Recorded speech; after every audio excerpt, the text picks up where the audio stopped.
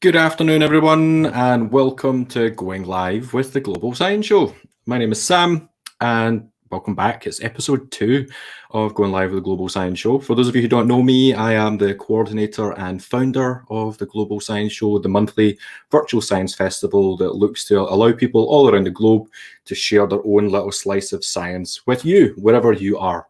I'm here in Glasgow, in Scotland today.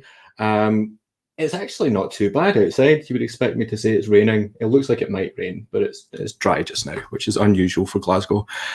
Today, we have a fantastic guest that I'm really, really excited to speak to, who is not too far away from me as well. So we're not traveling out of the UK today. It is Elizabeth Mills, who is a PhD student at the University of Dundee. I'm going to let her introduce herself in just a little second. But this is really informal, like grab a cuppa, come join us. If you're watching, you can leave us some comments throughout, ask us some questions. If you're watching on YouTube, if you're watching on Twitch, if you're watching on Twitter, send us a comment, ask us a question. And for now, I'm going to bring in Elizabeth. So here she is. Hello, Elizabeth. How are you? I think you were muted for a second there. Oh, hi Sam, how are you? I think that's just one of those things that, like, it's just happening now. You're muted. Oh, of course I am. Yes, yeah. I'm good, thank you. How are you doing? Yeah, good. Excited to be here. Got a nice mug. And is the mug a motivation? I pointed that out before we started. Yes, and I do like your Mario mug as well. It's good. Good. I know, it's great. It's a really good choice. So today I've got a couple of questions to ask you, and we're just going to see where the conversation takes us. But first of all, I'd love if you could share who you are and what it is that you do in the world of science and science communication.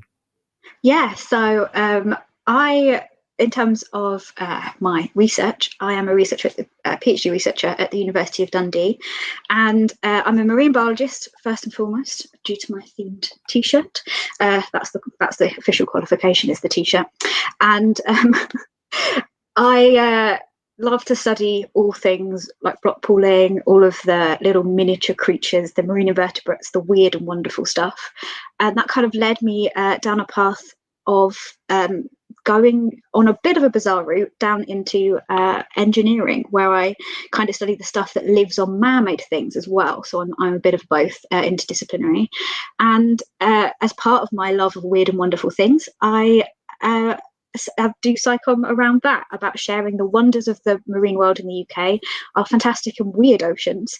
And I have a YouTube channel called MarineMumbles, where for the last 2.5, getting on 3 years, maybe in a couple of months, I've posted a video every single week, sharing something amazing about the ocean and going rock pooling. And I have my website, MarineMumbles.com, as well, which has a ton of resources on there for anyone wanting to just put their wellies on and go exploring.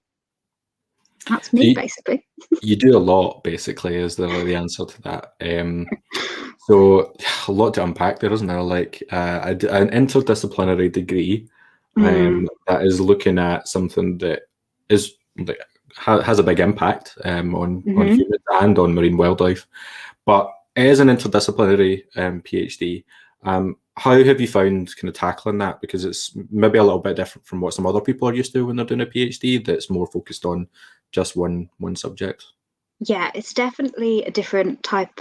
Well, it is a different type of experience, in the sense that from day one, it's helped my science communication greatly, because from day one you walk in and I'm with a engineering department, and so everyone you speak to has no idea about what you do. Absolutely none. Like, you're like, oh, I like barnacles, and they're like, wait, what are those? And it's like, okay, we need to go like way back.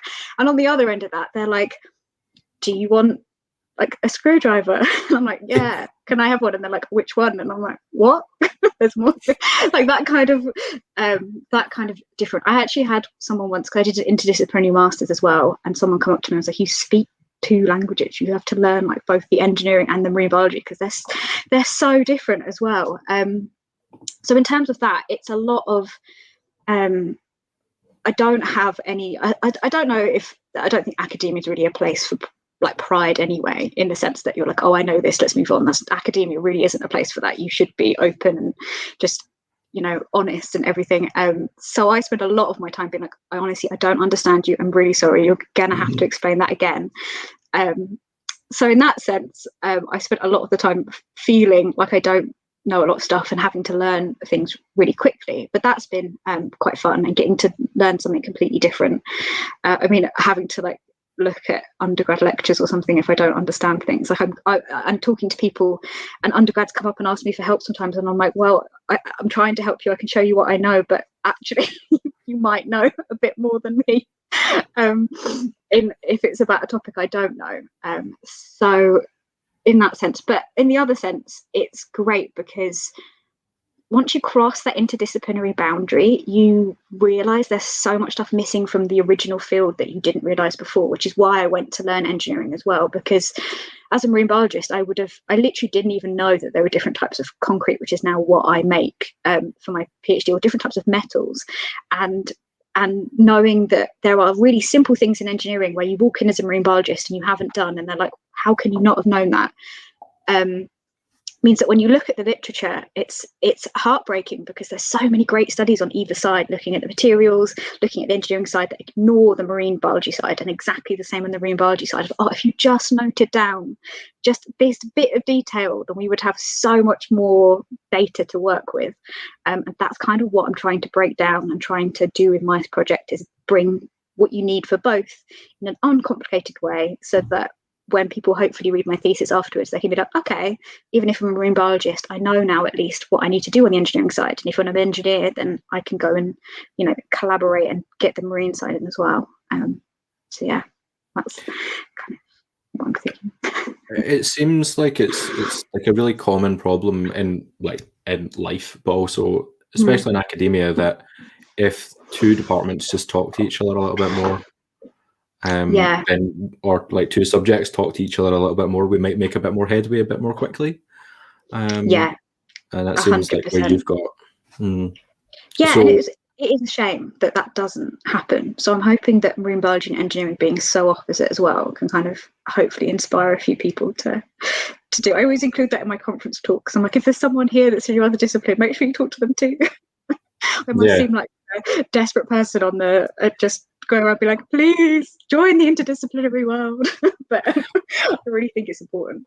It's much more interesting when I always find myself being much more interested when I hear someone talking about something they're hugely interested in that I have no clue about. Like just finding out new things it's what I really enjoy about the Global Science Show.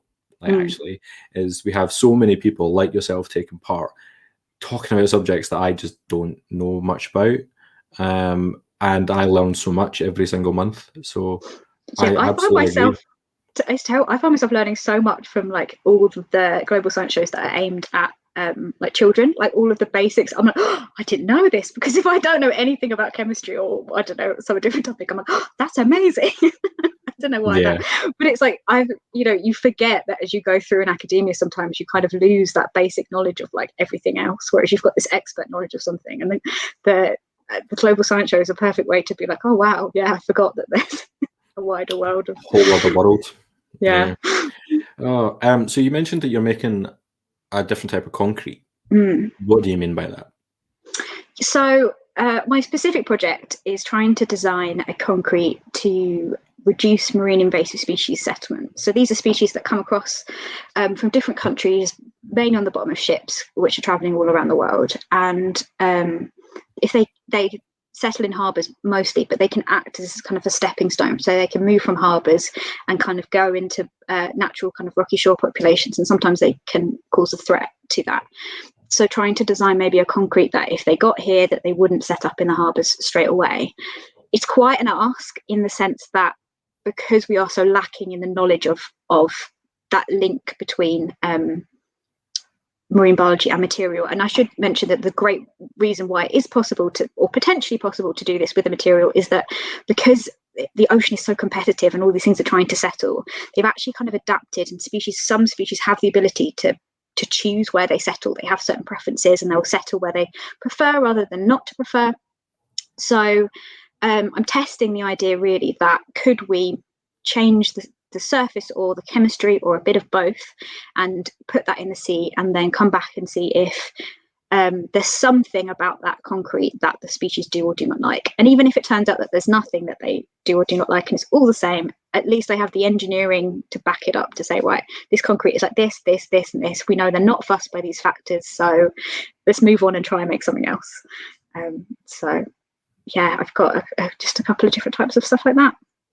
It's a really fascinating subject, and like one of those ones that I would never have thought, oh, that's something we should look at. But actually, when you think about it, it's like that's like quite important, and I understand why we're looking at it. It's fascinating, absolutely fascinating. Now, I want to talk about science communication for a bit, and Global Science Show is all about SciComm. And you mentioned you've got a YouTube channel. Yes. What sorts of things do you share on your YouTube channel? Sell it to me. Okay. Imagine you're in lockdown and you can't put your wellies on. Join me on my channel.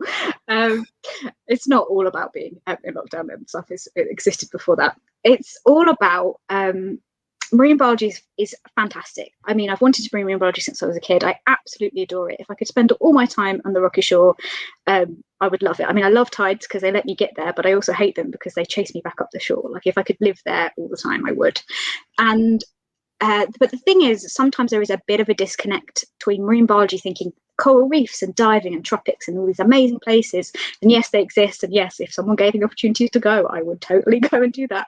But also marine biology is right on our doorstep. It's right next to, just our local beach. There is so much stuff. And the channel is all about showing people that. It's about ocean optimism is kind of the term of that, because this is not saying that the kind of the other way of trying to get people to protect the ocean is by showing them how devastating the effects are. And I 100% agree with that. And yes, the ocean is being devastated. We should push that as well. But on the other side of that, if people don't realize what's in the ocean, how amazing it is, if they see a seahorse with that plastic cotton bud, and they're like, oh, that's really sad, but that seahorse is in the tropics and maybe there's a bit of disconnect there. Well, the seahorse is in the Thames. It's stuff like that brings it straight back to home. And I honestly believe that if you go down to the rocky shore and you see how many species there are, there's literally hundreds. As soon as you can kind of learn from my channel where they are and how to find them, you hold these creatures in your hands and you see them yourself, it becomes very, very difficult to not try in at least some little ways to make more conscious decisions to protect our oceans, because it's suddenly not that seahorse in the tropics, or it's not that octopus you saw on a documentary. It is the octopus you saw yourself in front of you. And it's all about that. It's also about showing the weird stuff as well, not just the cute and cuddly. I particularly love some bizarre creatures, and the ocean's perfect for that. It's full of bizarre creatures. It's 99% bizarre things, maybe 1% cuddly. So I like to share the 99%. I think some of the strangest, but also some of the most memorable memories that I have of kind of interacting with wildlife. Like my background's in zoology, so at University at Glasgow, we were taken on a field trip to Millport on the west coast, on Isle of Cumbrae, and we went kind of like rock pulling on the rocky shore and finding some of the strange creatures that live there, like nudibranchs and sea slugs, but cuttlefish as well. Like seeing a cuttlefish and the way that it can change colors. I'll never forget that. Like, even though like marine biology wasn't never my kind of major interest, but as soon as you see those things, it's like, how can you not be excited by that? Exactly. It's the gateway to marine conservation. And it seems as though I've noticed really, really excitingly that you're clearly having an impact on that. And one of the biggest ways that I've seen that is with who probably will watch this later. Hi, Marthy, with Marvelous Marthy, and yes, that's impact. Like that is absolutely impact, and you're seeing a little kid seeing a role model, talking about a role model, but actively going out and doing things as well and learning. I mean, I suppose I didn't really know too much about SciComm before I started my PhD, and kind of had this vague idea that maybe if I shared some stuff, then you know, obviously the point was to make an impact, but actually thinking that versus seeing it is just incredible. It's and it means so much to me, because as a little kid, like that was me wanting to get into marine biology, and as much as you know that you're going to work hard and try and do it, it doesn't feel real until you get there, and then being able to help share and make it even better. Because when I got into marine biology, it was even better than I ever imagined. So I just wanted to like keep that up, because had I known how awesome it was, I would have wanted to get into it even more. So maybe people that don't even know anything about it can introduce this world to them. Then, I mean, that it just means the most. It to me, everything. It's amazing, and I'm so chuffed that it's actually having an impact and getting out there. And I think that you've got like a really good intersection between like actually getting outside, getting your wellies on and going down to like the shoreline, but also you take the kind of art aspect of it as well, don't you? Like, that's part of your yeah. So what's that all about? Like, how do you find that kind of links into what you do in other parts of your YouTube channel, like your art being like a big focus of it? Is that something that's important to you? Yeah, it definitely is. I suppose it came about mainly, so originally MarineMumbles.com, like my website, was like a blog with an art post. It was a way for me to like relax for a little bit each week whilst also feeling like I was doing something. But then when it came to doing videos, I didn't want to get rid of that. And I mean, we are in Scotland. It's not possible to get out all the time. So art was a great way for me on the weekends that I couldn't go rock crawling to bring it in, but also it's a fantastic tool to immediately capture someone's attention. Like I can put a video out there, but if I draw a nice piece of artwork, then it just gets shared so much further, because there's something about seeing an artistic portrayal of a species that kind of captures people's emotions. And I'm all about using whatever I can to try and share and bring people in, and to share that creativity is a part of science. It's a really important part, actually. I think scientists are very creative, and a lot of it, especially when it comes to looking at things, like it's the same skills. You're examining the species every day. You can't help but kind of fall in love with them, and doing a piece of art and putting that same emotion into that art is very cathartic, and also makes it really, I think, important and interesting. And it means that I can also talk about species I don't see. So I can bring in different creatures. And I mean, I painted enough octopuses to hopefully, I think I brought that into the universe when I finally found one. So I'm just going to keep painting everything I want to see, and hope that, you know, time spent on the drawing is the, you know, ocean karma I need to find them. No, I think that's like a really good way to view it. And like definitely you're going to like paint a great white shark and you'll see one. I think that's your next step, so that you'll definitely get to see one of those. I'd love to see a great white shark. Like jumping in that water is probably not the best thing to do, but I'd be like, hello. You could if you wanted to. It probably wouldn't be a good idea. No. So like you've got the YouTube channel and you've got the art that goes alongside that. What other science communication things do you do? What other things do you take part in or have taken part in? Yeah, so I mean, I've done quite a lot of school science festival things before the whole, you know, I don't know if you've heard of it, but that ongoing pandemic that goes on. At the Glasgow Science Centre, and stuff like that, which I really enjoy. That again brings in the scientific stuff. I like to do this session where people make their own marine monsters, so people learn how species move and how they feed and eat, and then I get them to mash them all up, so to make like an octopus. Well, there you go. I get them to do a cool name. There you go. So they win an extra point for a good name. So octopus. There you go. And I really enjoy that. I really get to enjoy interacting with children, and just especially one-on-one in that kind of science, well, I suppose in person, talking about that. But I particularly love public speaking, which is maybe the opposite of what people usually think. But in the science communication world, I think it's probably quite normal that people love a bit of public talking, which I'm desperately missing. So I've done things like FameLab, which is coming up again soon this year. I did that last year. That got me through the lockdown, number one. Thank goodness. And yeah, stuff like that. I'm hoping to expand the rest of my psychom world, but at the moment that's kind of what I stick to, what I've done. Yeah, the last time I saw you actually was in Edinburgh at the FameLab Heat. Yeah, don't you think it is a bit bizarre, because it wasn't too far before the end of the thing, and it was great. Like it was a really nice evening. It was like that was my last normal like evening before it all kicked off, with just like the bottle of hand sanitizer and the favorite. Yeah, I think it was one of those things we were all kind of going, should we be here? Like, is this okay? Do you want some hand sanitizer? Yeah, do you want some more hand sanitizer? Yeah, like, we had no idea. I don't know why we didn't know. We had no idea what was coming whatsoever. It was only like recently being talked about, wasn't it? It was just, but it was a great evening. The first, and then it was immediately after that, it kind of all kicked off, didn't it? But yeah, it was a good evening. But it was a really fantastic evening with like so many good speakers. Like many. The standard that night from the Edinburgh cohort of speakers was just really outstanding.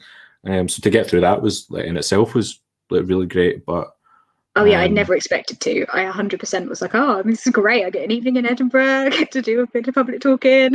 Move on. That'll be it then. Yeah, I was really shocked, but I really enjoyed it. It's really good, and it's such a good experience taking part in things like FameLab, because you get so much training, but also I know that like I've never taken part in it, but I have seen a lot of what goes on with it, and I don't know if you found this, but the community aspect of it seems to be really important to a lot of people. Yeah, I feel like I've been welcomed into like a family. Like if you've done FameLab and there's all the FameLab alumni, everyone's like, oh hi, FameLab person. Oh hi. It's really nice. I think as well, because it is such a challenging public talking thing. It is like a kind of just you do it well or you don't do it well, because 3 minutes it's so stressful and everyone does it amazing. It's just the back in your mind, you're always like, oh my god, if I get this wrong even a little bit, that's it, I'm done, because I'll have gone over the mark or whatever it is. So it's a real bonding experience. And I found as well, because we were during the lockdown with my particular group as well, it was really lovely. They were all really supportive, and FameLab never feels as well like a competition, even though obviously you're competing against each other. It's all about supporting and helping each other, and then just seeing at the end of the day who wins, because someone has to win. But they've created a really supportive zone, which I think is great for psychom. That's exactly what psychom needs, and what is absolutely fantastic about that kind of community around science communication. Everyone seems so supportive and lovely, and and there's not been many highlights to 2020, but kind of getting into psychom really properly, or that community at least for the first time, was a major highlight. It was fantastic. It's great. It's one of those things that there is a problem with it, and it's always talked about. The science communication world is very cliquey, but there are some very supportive groups, and that's something that I found a lot over the past. Well, I've been doing it for like 7 or 8, maybe even 9 years now, that I've been doing science communication. But just especially over the past 18 months to 2 years, I've found the sense of community to be great, and I think there's been a lot of time spent on kind of breaking down barriers of cliques and allowing people who maybe felt like they weren't welcome to definitely be included, and having things like FameLab, which obviously has been going on longer, is a really good way for people to have that way in. Yeah, I think you yourself have done wonders for that. I mean, the Global Science Show and just you sharing and supporting science communicators has done wonders. I mean, I probably joined it like 18 months ago, like the second world, so I wasn't. But yeah, your support is amazing. You created a really good community online. It's really great.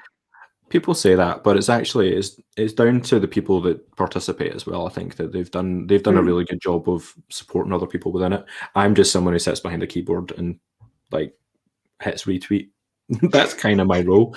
Like I kind of feel more like a science communication facilitator than a science communicator at times.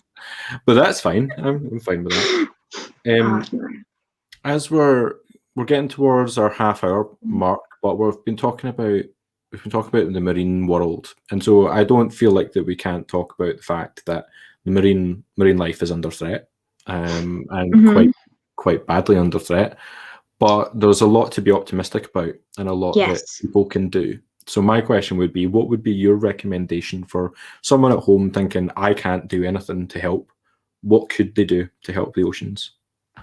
Yeah, so there's always fantastic resources out there on things like the Marine Conservation Society, Scottish Save Our Seas, all the wildlife trusts all provide some great things about just daily things that you can do. It's probably things you've heard of, like reducing your single-use plastics, and you know, I mean, probably everyone has lowered their carbon footprint slightly during the pandemic, but stuff like that. But I would say maybe not so much as like a physical tool, but like just something to kind of boost your confidence in that we have a voice, and things like petitions and writing to members of parliament and talking about it, even if it's just to your family members, and making sure that you're following the science. And science communicators are great at sharing the correct stuff and sharing that, because the more people that realize that what is going on, the more people that connect to the ocean, get more involved with the ocean, is gonna just open up so much more opportunities. It's first of all breaking down that of, oh, well, they're in the sea, we're on land, the sea's really big, there's loads of stuff going on, we'll probably be all right. Or but actually sitting down and learning the facts and talking to people about it, and asking questions to scientists and asking questions to science communicators, educating yourself and talking about that can have such a knock-on effect. Because I think for us to move forward with really making a significant difference in protecting the ocean, we need some big changes, and that's not going to come if people aren't willing or fully get the context of which we need to do that, and that is really hard. So again, any small changes you can make will make a big difference if a lot of people do them. But if you are interested in the ocean, and I would think that every human relies on the ocean, we need to protect it. So if you can go out and continue be open-minded and do your part, that would be fantastic. I'm going to add something at the bottom here. There you go. So I've added in where you can follow you if people want to. Fabulous, thank you. So that's your Twitter account and your website, I believe, as well. Yes, that'd be great. I should have added your YouTube link in as well, but I've only got so many characters. I think it's a really important point for us to think about what we can all do and having that voice, especially this year when we've got COP26 coming up. It's a time to really tell world leaders and politicians what we think. We are getting towards that half-hour mark, so I think we've come to the end. What can we expect from you in the future? What do you said you wanted to expand your Cyclone world, but I know that you've got a PhD to be focusing on. You got a few months to go. What would be your ideal plans further down the line? Ideal plans. Well, it would be nice to get the PhD done and out of the way. So hopefully you'll be referring with a little DR next to my name at some point. But from the scientific communication point of view, I mean, I'm not going to stop making videos. I absolutely adore them. So coming up on my channel will be constant, hopefully bigger and better marine things. I would love to just expand. I feel like I've missed out on slightly getting into science communication, public talking as the pandemic has hit, in the sense that I would love, as the world opens up, or just anyway, to do more public speaking, but to kind of expand into making bigger and greater videos and working with collaborating with more people. So if anyone wants to collaborate with me or likes ocean or does anything ocean related, I'd love to do that. But working with some bigger parties to kind of share my message and get it out there would be great, which is what I'm working towards now. So hopefully, this time next year I'll be able to be like, oh, I did that. But at the moment, we're at the base, and I'll keep working hard. No, exactly. I think it's something that a lot of people do think as well, is that you have to dive right in and get really quickly into science communication. But there's so much time, and there's so many opportunities, and so many people that want to work together. Yeah. Anyone wants to work with Elizabeth, there's all the web places down there to figure out how to get in touch. Thank you. Thank you so much for joining us. Yeah, thank you so much for having me. This is great. It's nice to talk to you. Not a problem. Always a delight to have a chat. And I'm sure we'll see you at a future Global Science Show. Yes, definitely. Right, I'm gonna use the power that I have to get rid of you from the stream. So bye. Bye. Thank you, folks. Those of you who've been watching along, this has been going live with Global Science Show. So we'll be back again on Tuesday at midday, I believe. I don't have my route in front of me, but Tuesday at midday, we'll be back again with another guest to talk through for about half an hour. If you would like to be a guest, then you're more than welcome to get in touch. There's no sort of application process. Basically, if you want to grab a coffee or a tea and have a chat with me over lunchtime, then you're more than welcome to come and do that. Yeah, thank you so much, folks. I'm going to end the stream now, and I'll see you all very soon.